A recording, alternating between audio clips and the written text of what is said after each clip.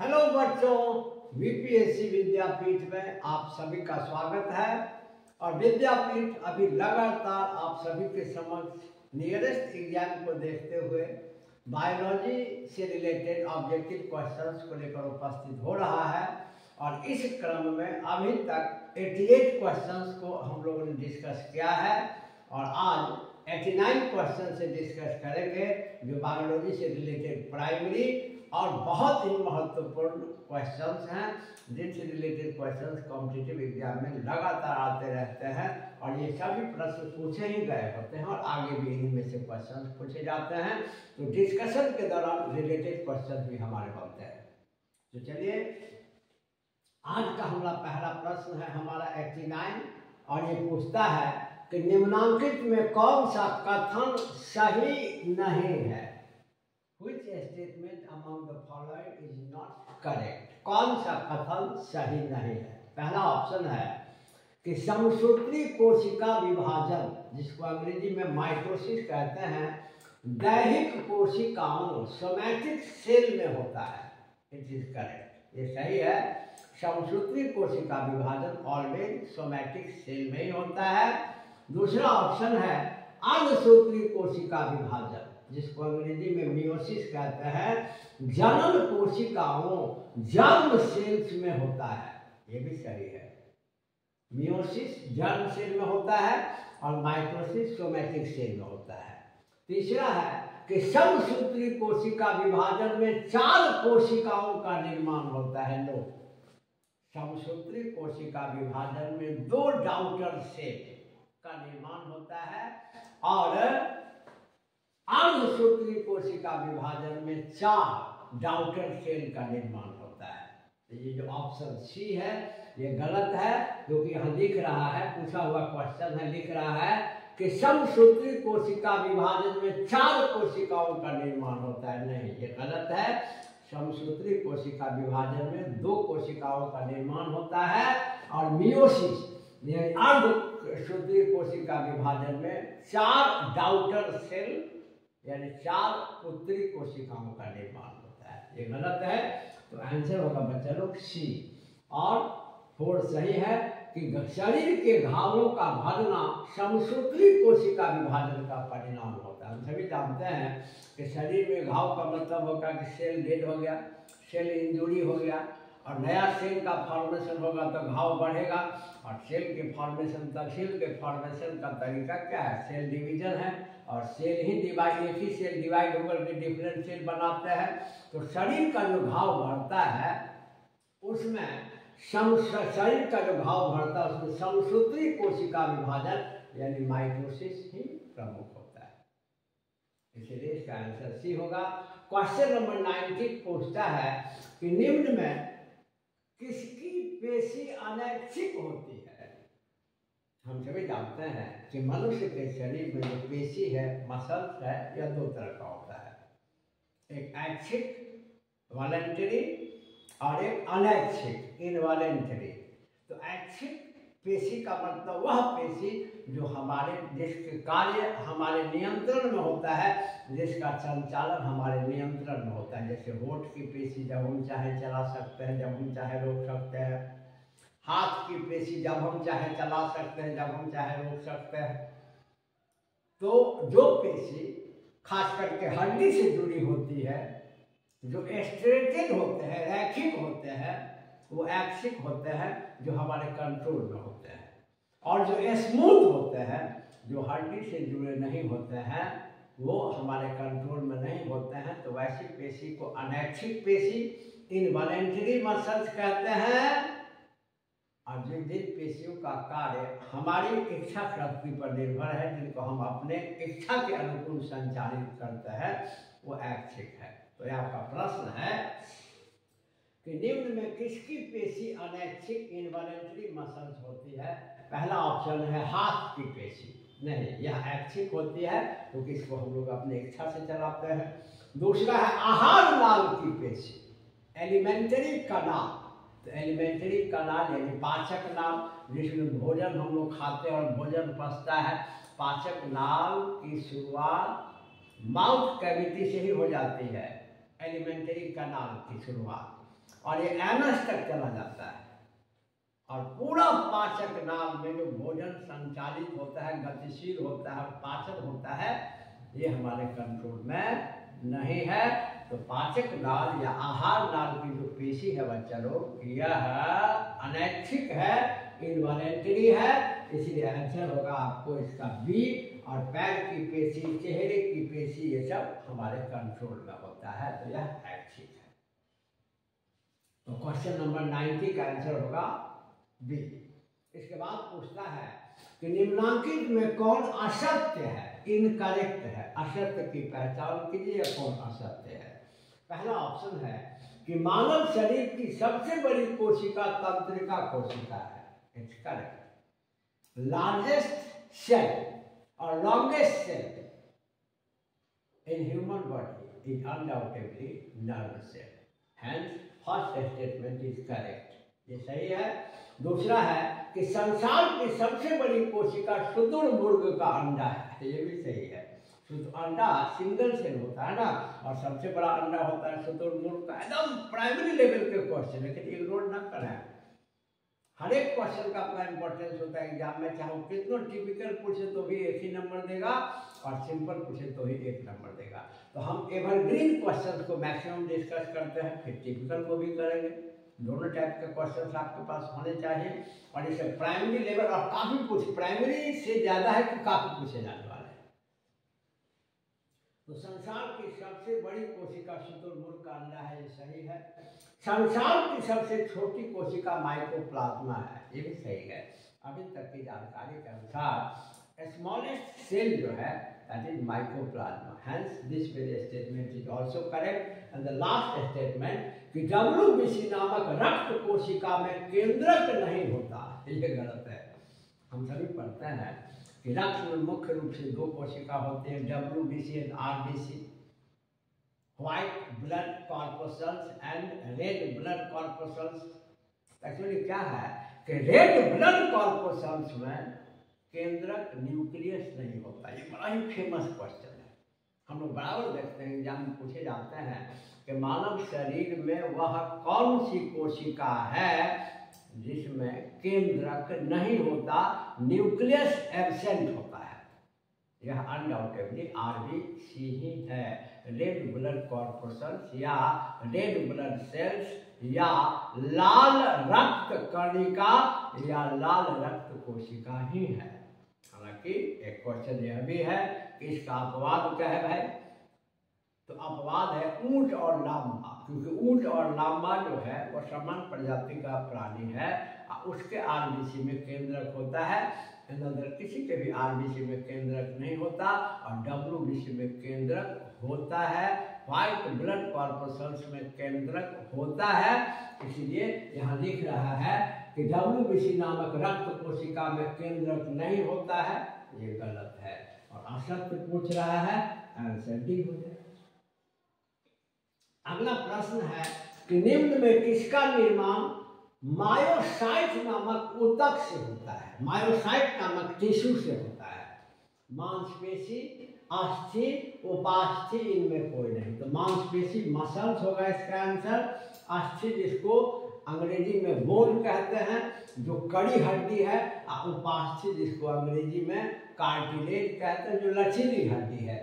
जैसे हाथ की हड्डी एक्चुअली अस्थि है, कड़ी है, और कान की जो ये देख रहे हैं हड्डी, ये लचीली है, ये उपास्थि है। एक्चुअली क्या है कि मांसपेशी जो होता है, मांसपेशी का निर्माण मायोसाइट नामक ऊतक से होता है, तो आंसर हो जाएगा मांसपेशी। और इसी से रिलेटेड एक और क्वेश्चन है, इसीलिए पूछता है कि मांसपेशी के अध्ययन के विज्ञान को क्या कहते हैं। Study of muscles is called myology. Why सो?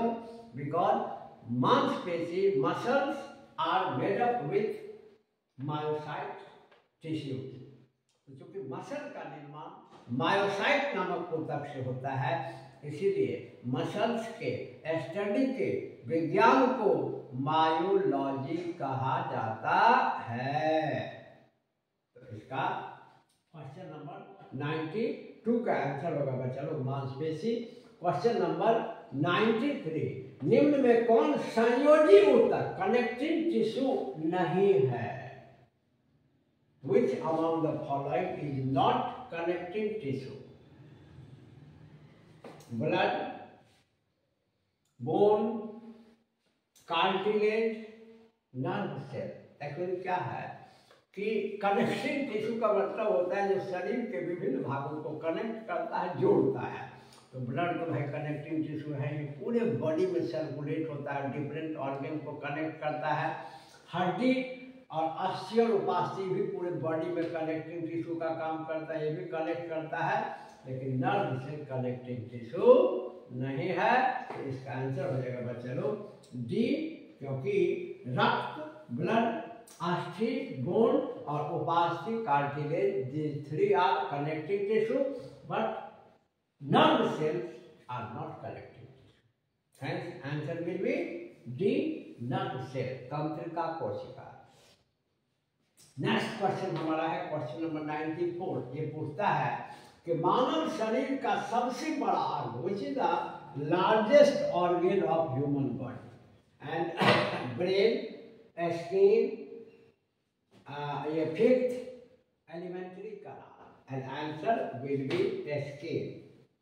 क्योंकि आप देखते हैं कि स्किन जो है ये पूरे बॉडी को कवर किए हुए है, तो निश्चित रूप से सबसे बड़ा अंग मानव शरीर का त्वचा ही होता है। तो आंसर हो जाएगा इसका त्वचा। अगला है किस समूह के पादपों का जड़ सामान्य से अधिक गहराई में जाती है, चली जाती है?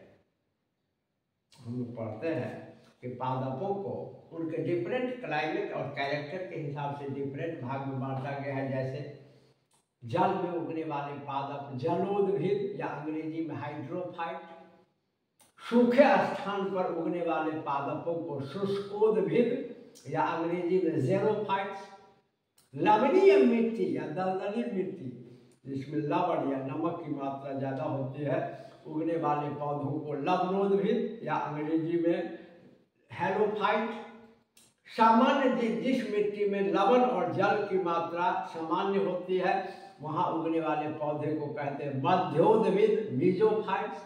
तो हर क्लाइमेट में उगने वाले प्लांट का अपना अपना कैरेक्टर होता है, इसीलिए ये जो आपका एपिसोड, ये वीडियो होता है, ये एक बहुत बड़े पढ़ाई का अंग होता है, क्योंकि कॉन्सेप्ट के साथ जब डिस्कस करते हैं तो आपके हर प्रश्न बनते हैं।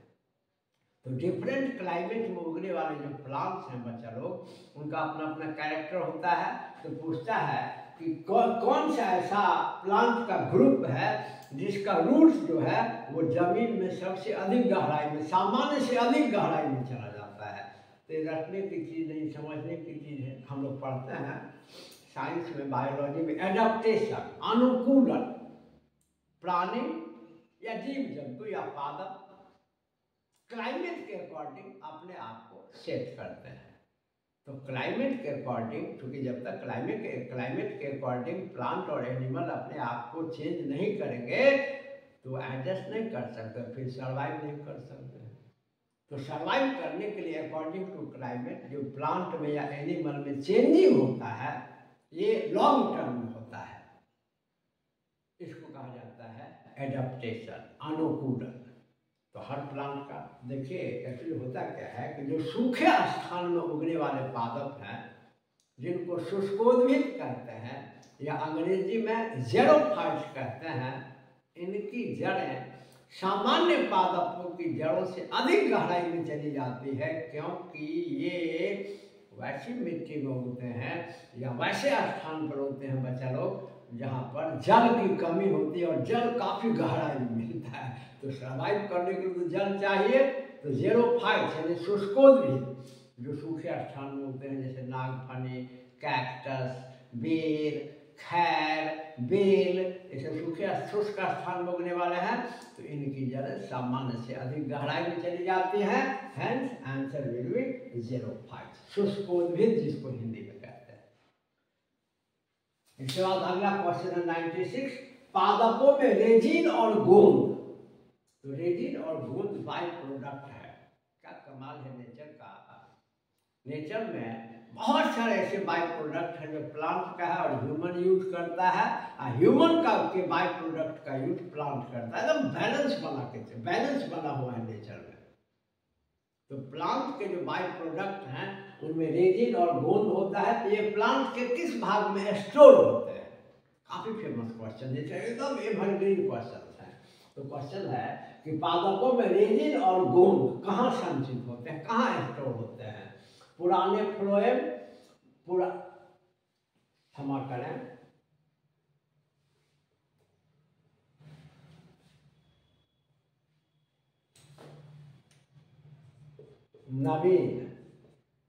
नवीन phloem, new phloem, old phloem and old man. Actually क्या है कि हम सभी जानते हैं कि प्लांट में दो प्रकार के संवहनी ऊतक होते हैं। प्लांट में तो नवीन फ्लोएम, पुराने जाइलम, पुराने मज्जा। एक्चुअली क्या है कि हम सभी पढ़ते हैं कि प्लांट में दो प्रकार के आपको वेस्कुलर बंडल होते हैं, संवहनी ऊतक होते हैं, जाइलम एंड फ्लोएम। जाइलम जल का परिवहन करता है, फ्लोएम फूड यानी भोजन का परिवहन करता है। कभी कभी बच्चे भूल जाते हैं कौन जल का और कौन फूड का, भोजन का। तो सहज है, जौ से जाइलम, जौ से जल, एफ से फ्लोएम, एफ से फूड, तो याद रखने में सुविधा होती है। तो जाइलम वाटर को ट्रांसपोर्ट करता है और फ्लोएम फूड को ट्रांसपोर्ट करता है। तो पुराना जो जाइलम हो जाता है, उसी पुराने जाइलम में, ओल्ड जाइलम में क्या होता है कि पादपों में रेजिन और गोंद जो होता है ये स्टोर होता है। तो आंसर होगा इसका बच्चा लोग पुराने जाइलम। इसके बाद है क्वेश्चन नंबर 97, प्रकाश संश्लेषण की क्रिया के उप उत्पाद हैं। देखिए हम लोग पढ़ते हैं कि कोई भी रासायनिक अभिक्रिया जब होता है तो रासायनिक अभिक्रिया में दो चीज बनते हैं, प्रोडक्ट एंड बाई प्रोडक्ट, उत्पाद और उप उत्पाद। क्या अंतर है दोनों भाई? तो उत्पाद उन्हें कहा जाता है जिनका उपयोग प्लांट या जीव द्वारा कर लिया जाता है, और उप उत्पाद उन्हें कहा जाता है जिनको प्लांट या कोई भी एनिमल उसको एक्सक्रीट कर देता है, बाहर निकाल देता है। तो हर केमिकल रिएक्शन में, रासायनिक अभिक्रिया में दो चीजें बनती हैं, एक प्रोडक्ट एंड एक बाई प्रोडक्ट। प्रोडक्ट जिनका यूज किया जाता है लिविंग बीइंग द्वारा, और बाई प्रोडक्ट जिसको रिलीज किया जाता है, मीन्स एक्सक्रीट कर दिया जाता है। तो क्वेश्चन पूछ रहा है कि फोटोसिंथेसिस के प्रोसेस में कौन सा बाई प्रोडक्ट होता है? तो देखिए ग्लूकोज प्रोडक्ट होता है, इसलिए कि ग्लूकोज जो फोटोसिंथेसिस में बनता है उसका यूज प्लांट करता है एनर्जी के लिए, और इसमें ऑक्सीजन तथा जल का निर्माण होता है, और ये दोनों ही बाई प्रोडक्ट होता है। हालांकि मेन जो बाई प्रोडक्ट होता है वो ऑक्सीजन ही होता है। तो फोटोसिंथेसिस के प्रोसेस में ग्लूकोज, ऑक्सीजन एंड H2O जल का निर्माण होता है, जिनमें ग्लूकोज प्रोडक्ट है और oxygen and water by product है। तो इसका आंसर होगा बी तथा सी दोनों, बी तथा सी दोनों। इसके बाद अगला क्वेश्चन है, पादपों द्वारा श्वसन की क्रिया के दौरान रेस्पिरेशन किस गैस का उत्सर्जन किया जाता है? रेस्पिरेशन में कौन सी गैस को वो रिलीज करता है? देखिए ना, ये सिंपल क्वेश्चन है। कोई भी लिविंग बीइंग हो, आइदर वो एनिमल हो या प्लांट हो, रेस्पिरेशन में वो ऑक्सीजन ही लेगा और कार्बन डाइऑक्साइड ही रिलीज करेगा, चाहे वो ये चालाकी वाला क्वेश्चन है, क्योंकि प्लांट में एक प्रोसेस फोटोसिंथेसिस भी है, ह्यूमन में केवल इस टाइप का एक ही प्रोसेस है रेस्पिरेशन, तो यहाँ कंफ्यूजन कम होता है। लेकिन प्लांट में दो प्रोसेस है, फोटोसिंथेसिस और रेस्पिरेशन दोनों, तो बच्चे कंफ्यूज हो सकते हैं, इसीलिए क्वेश्चन को बराबर पूछे जाते हैं। तो पादपों द्वारा श्वसन की क्रिया के दौरान किस गैस का उत्सर्जन किया जाता है? तो पादप क्या, हर एक जीव जंतु श्वसन की क्रिया में ऑक्सीजन को इनहेल करते हैं, ऑक्सीजन लेते हैं, और कार्बन डाइऑक्साइड को एक्सहेल करते हैं, निकालते हैं। हेंस आंसर होगा कार्बन डाइऑक्साइड। नेक्स्ट क्वेश्चन है 99, ग्लूकोज में कौन सी ऊर्जा होती है? ग्लूकोज में कौन सी ऊर्जा होती है? तो हम सभी पढ़ते हैं कि ग्लूकोज में देखिए ऊर्जा के कई रूप हैं, जैसे कि हम लोग पढ़ते हैं ऊर्जा के कई रूप हैं, जैसे प्रकाश ऊर्जा है, आपको रासायनिक ऊर्जा है, यांत्रिक ऊर्जा है। यांत्रिक ऊर्जा दो ऊर्जा मिल करके बनता है गतिज ऊर्जा, और स्थितिज ऊर्जा means the sum of kinetic and potential energy is called mechanical energy. तो फिर लाइट एनर्जी है, हीट एनर्जी है, साउंड एनर्जी है, they are different types of energy. तो ग्लूकोज में कौन सा एनर्जी होता है? तो हमेशा याद रखें कि ग्लूकोज में केमिकल एनर्जी होता है, रासायनिक ऊर्जा होता है, और यही जो ग्लूकोज का ब्रेक डाउन होता है सेल के अंदर, उसी से केमिकल एनर्जी दी जाती है। हेंस इसका आंसर होगा रासायनिक ऊर्जा, केमिकल एनर्जी। क्वेश्चन नंबर 100 पूछता है प्रकाश संश्लेषण में प्रकाश ऊर्जा का रूपांतरण डॉट डॉट डॉट में होता है।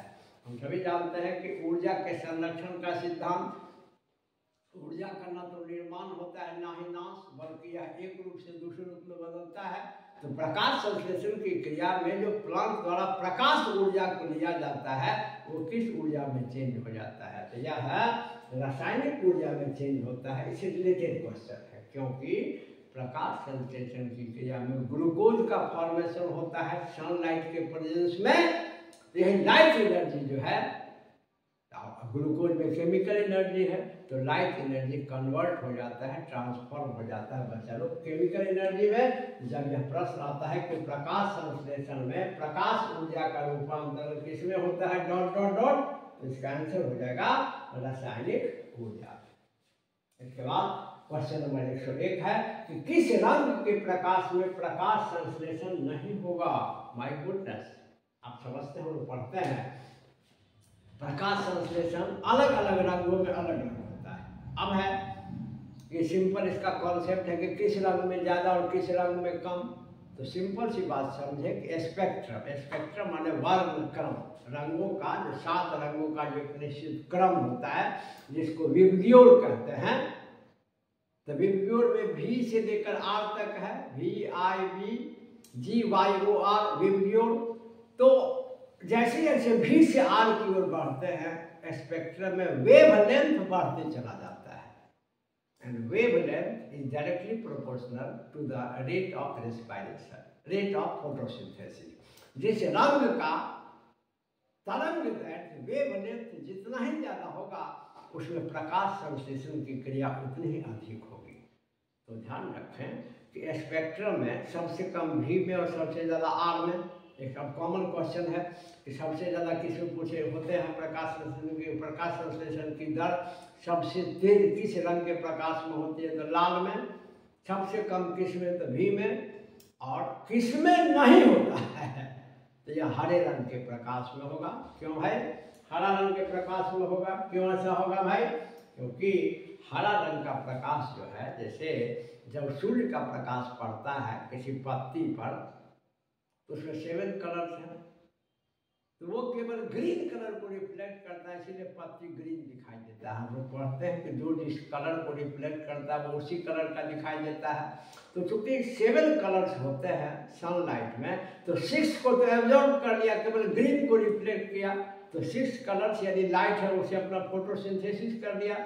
लेकिन केवल अगर ग्रीन आप डालेंगे तो वो तो लीफ उसको रिफ्लेक्ट कर देगा, और जब रिफ्लेक्ट कर दिया लाइट अंदर गया ही नहीं तो फोटोसिंथेसिस होगा नहीं। तो प्रकाश संश्लेषण की क्रिया लाल रंग के प्रकाश में सबसे अधिक होता है, बैगनी में सबसे कम होता है, और हरे रंग के प्रकाश में प्रकाश संश्लेषण की क्रिया नहीं होती है। हेंस आंसर होगा हरा रंग। चलिए बच्चा लोग, आज हम लोगों ने 101 क्वेश्चन तक डिस्कस किया। मेरा विश्वास है कि ये कंटेंट आपके लिए काफ़ी फायदेमंद साबित हो रहा होगा, आपकी तैयारी में काफ़ी सहयोग कर रहा होगा। आप अपनी तैयारी को लगातार जारी रखें। बीपीएससी विद्यापीठ हमेशा आपके सहयोग में उपस्थित रहा है, आगे भी रहेगा। जितना तक हो सकेगा विद्यापीठ आपकी तैयारी में सहयोग करेगा। और अगर आपको कंटेंट अच्छा लगता हो तो आप चैनल को सब्सक्राइब जरूर करें, वीडियो को लाइक और शेयर जरूर करें, और फिर इसी प्रकार के उपयोगी सामग्री को लेकर विद्यापीठ आपके समक्ष पुनः उपस्थित होगा। तब तक के लिए धन्यवाद।